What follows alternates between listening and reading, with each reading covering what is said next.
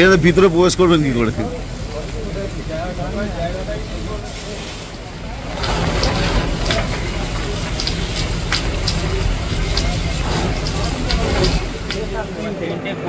তিনটে কুড়িতে প্রথমে তোমরা ছিলে এখানে? আমরা এখানে ছিলাম, কাজ করছি। তারপরে মেন কথা আমাদের কারেন্ট যায় 3:25-এ, কারণ আমাদের প্রোডাকশন পেপারে লিখতে হয়।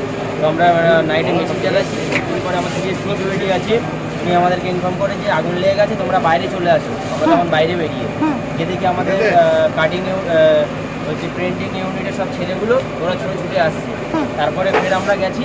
এবার যাওয়ার পরে দেখি না সঙ্গে সঙ্গে মানে এত আগুন লেগেছে। মেন আগুন তো শুরু হয়েছে এখানে, মানে আমুলের একটা ফ্যাক্টরি আছে ওখান থেকে, নাইটে বন্ধ থাকে।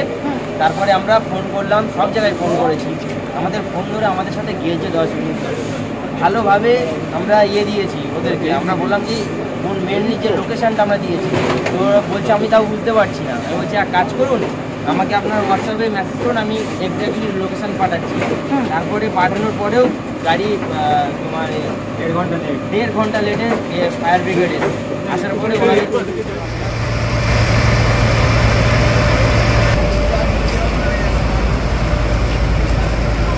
যেদিকে আমাদের গাড়ি প্রিন্টিং ইউনিটের ছেলেগুলো তারপরে আমরা গেছি। যাওয়ার পরে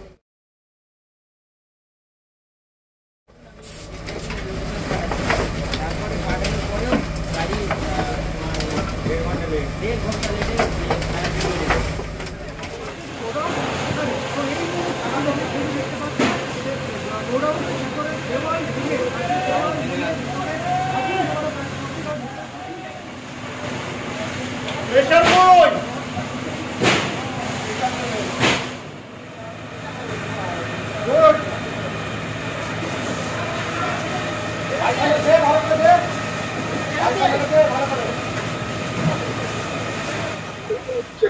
তিনটে 10:05 এরকম আগুন লেগেছে আইসক্রিম কারখানা থেকে।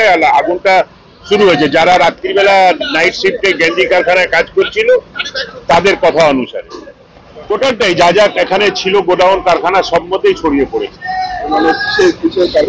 গেঞ্জি কারখানা ছিল, কিছু গোডাউন ছিল, মার্বেলের গোডাউন ছিল, সিলিন্ডারের একটা গোডাউন ছিল। অনেকটা বাঁচানো হয়েছে, সিলিন্ডারগুলো অনেকটা বের করে নেওয়া হয়েছে। সকালে কটা ইঞ্জিন কাজ করছে? 20-25টা ইঞ্জিন এসে গেছে সকাল থেকে, যখন থেকে লেগেছে। এখন কি আগুন কতটা অনেকটা নিয়ন্ত্রণে এসে গেছে। কেন যখন আমরা 4টের সময় যখন আসলাম তখন খারাপ অবস্থা ছিল। আশেপাশে বিল্ডিং এ না চলে যায়, কেন পাশেই একটা বড় হাউজিং ছিল। তো আমাদের আসার পরে মোটামুটি ওই দিক থেকে আগে কন্ট্রোল করে দেয়, এখন মোটামুটি নিয়ন্ত্রণে চলে এসছে। এখন আর ভয়ের কোনো কারণ নেই। তো এখানে হঠাৎ করে এখন সেটা তো এখন বোঝা যাবে না, এরা পরে হয়তো করবে। কেন যারা কাজ করছিল তারা বললো আইসক্রিম ফ্যাক্টরি ওখান থেকে আগুনটা প্রথমে দেখা যায়। এটার জায়গাটার নাম?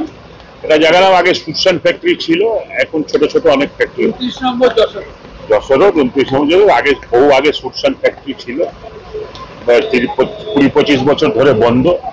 তারপরে এখন ছোট ছোট কিছু কারখানা। নাম? হরেন্দ্র সিং, চেয়ারম্যান, দমদম পৌরসভা।